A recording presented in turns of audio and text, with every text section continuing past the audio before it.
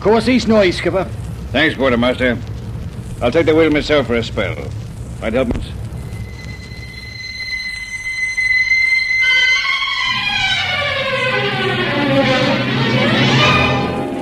Passage of the Tangmar.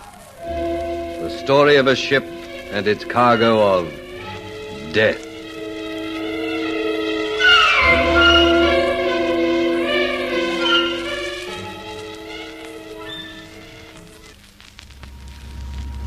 I sent for you, Kendall, because this time I'm not asking, I'm not suggesting.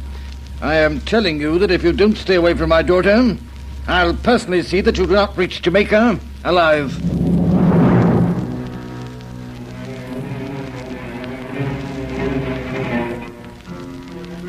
Dr. Lawler had been right. The Major was in a worse temper than I'd ever seen him, which for Challoner was saying quite a lot. I'd been on deck talking with Sharon Challoner when I'd received the message that her father wanted to see me at once in his cabin. I'd told Sharon to stay on deck with Lawler and gone below. It was mid-afternoon of the day we'd been scheduled to bunker at Papeete, but now Tahiti was behind us, as the Tangmar headed toward Panama and Jamaica. I couldn't blame Goddard for his decision to bypass Papeete. It was obvious that the only way of keeping the crew aboard was to remain at sea, at least until I'd located the killer who sailed with us. Anyway, we could always bunker at another port if we had to. At least it meant that I had another 2 weeks or more to track down the murderer of Miller and Lee Blake. And, of course, 2 weeks of protecting the passengers. And a very angry Major Challoner. Look, Major, threatening me doesn't solve anything. I'm not merely threatening, Kendall. I mean it. I will not have you even talking with Sharon. And just how do you propose to prevent it? With this, if I have to. You leave me no option, Challoner. I'll take that gun. Make one move, Kendall, and I shall blow your head off. I'm going to take it. Come on, hand it over. Keep back! Sorry. The gun, Challoner. If you're fool enough to try and take it, then take what... I said give it to me. Get back! Thanks, Major.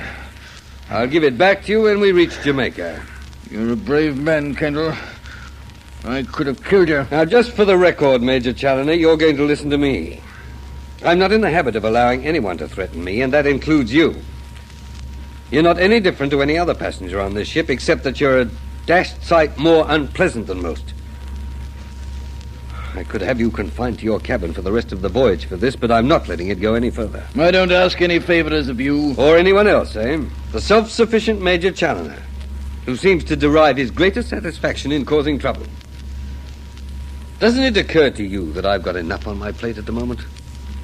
Wasting time listening to your stupid threats is keeping me from the job I've got to do, to find a murderer. You won't ever find him. And what makes you so sure? Because it's obvious that he's killed for the last time. Now only wants to cover his tracks. For Pete's sake, what gives you that idea? The fact that he or she tried to kill you.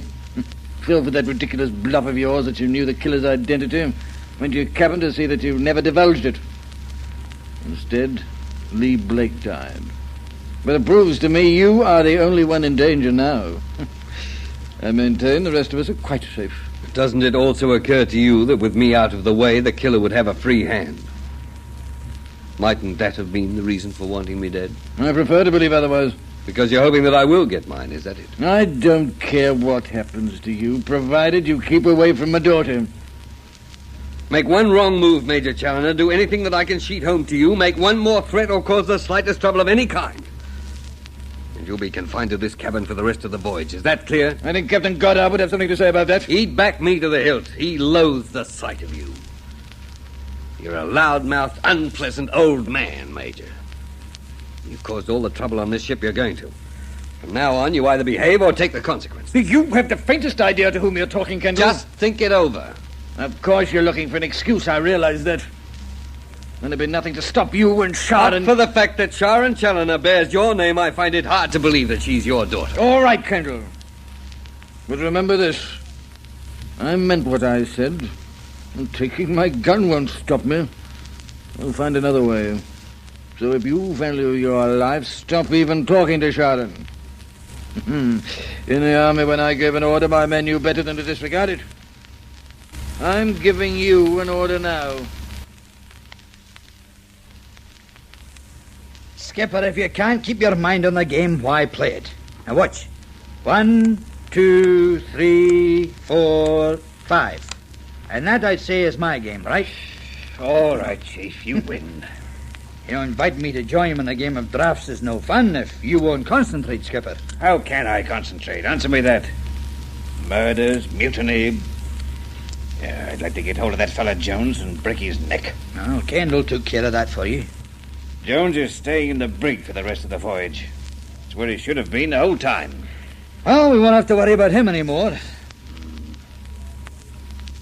Who do you think is the killer, Chief? I've no idea. Kendall seems pretty sure it's one of the crew. Even though I've pointed out that I know this crew. I know the kind of men they are, the way they behave in any given circumstances. That's a big thing to claim, Skipper. You didn't know Jones, for instance. Jones?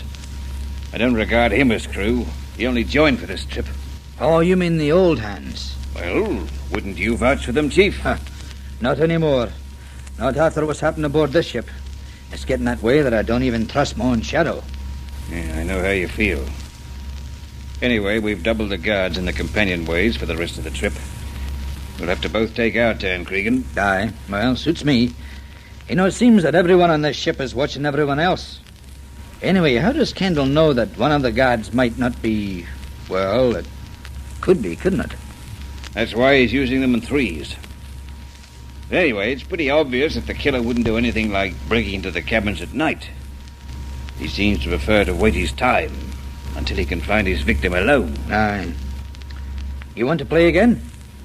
Yeah, all right, if you like. You know, maybe you'll play better if we have a small wager on the result, eh? You know, Cregan, when we find this killer, if we do, I'm going to be hard put to keep my hands off him. Well, he'll have to take his chance in a court of law, Skipper, and, well, who's to know what it is that drives a man to kill? You mean you can feel pity for him? Aye, I can feel pity for anyone who's suffering. Well, I'll be... All this killer is doing is causing suffering. Probably. For all I know, he thinks he's got a good reason to kill. £1 million worth of reason. It's greed, nothing more. Aye. Aye, well, if it's one of the passengers, then I'd be inclined to agree. If it is, then you don't think it is either. Skipper, look, we've sailed together a long time. We understand the sea. You, the skippering, and me, the engines that drive the Tangmar on our way. Now, why don't we stick to that? Murder's way out of your line, that's way out of mine. Leave it to Kendall, it's his job. Whose move is it? You. First this time, you first. I'm beginning to wish I'd never sailed with anything but cargo. Beginning to? I'd wish that right from the first. You know, people mean trouble, and people who stand to inherit a deal of money make a lot of trouble. For themselves and for others. Greedy, wee, clawing hands reaching out for money they haven't earned by the sweat of their brow. Money they've no right to. Chief, don't tell me you'd refuse a share of £1 million. Oh, it's never likely to happen, so I don't know. But I do know when this voyage is over, I never want to hear the name of Werriman again.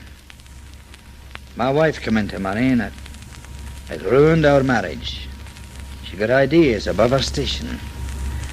I have seen what money can do to people, and it doesn't surprise me to find they'd kill to get more. Aye, well, make your move, Skipper. Oh, and talking of money, how much you prepared to wager on the result?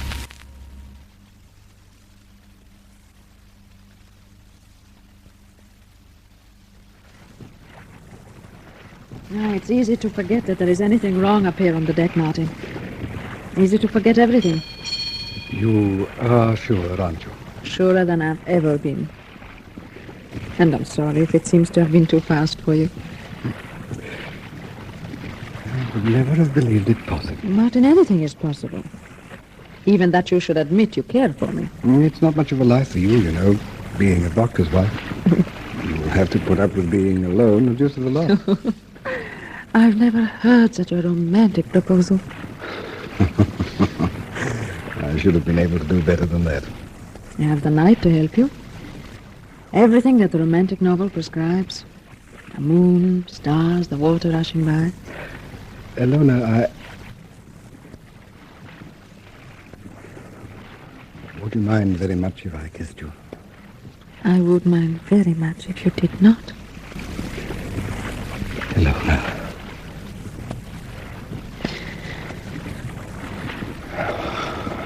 I never believed it could happen like this. Oh, I love you, Ilona. My darling. Ilona.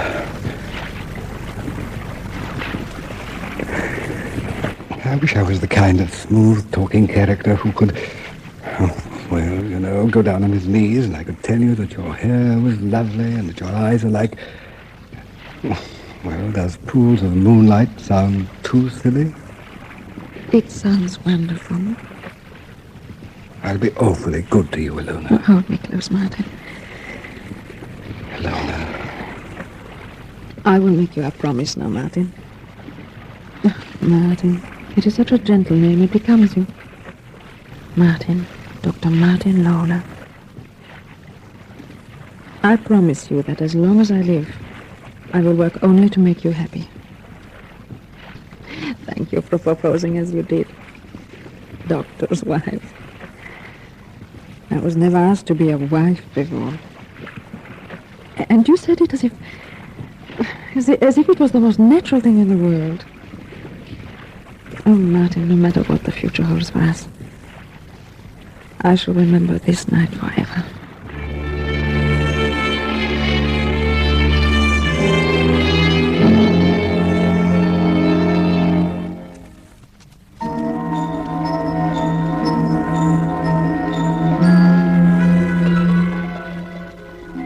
It was quiet on deck.